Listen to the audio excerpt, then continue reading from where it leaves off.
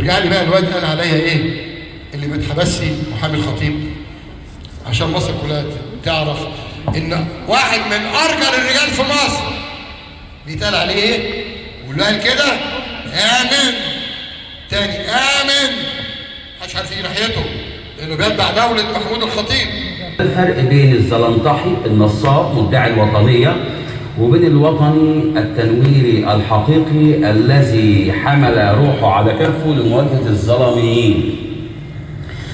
فدحنا وفوجئنا به، احنا ما نعرفوش، واحد كده ابيض شعره يعني شكنا فيه، يعني شكله مش يعني ده شكله مش سياسي.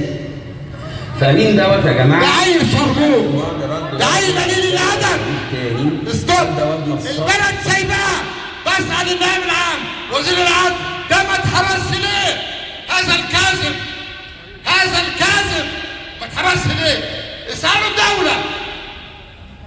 بيتكلم عن واحد من ارجل الناس في مصر. هذا الكاذب فين وزير الداخلية؟ وزير الداخلية طلع بيان اللي كانوا بيقولوا ده حصل ولا كذب. مين ابو شخة ده؟ مين ده؟ اتحبس؟ لا لا. ليه؟ لانه محامي دولة الخطيب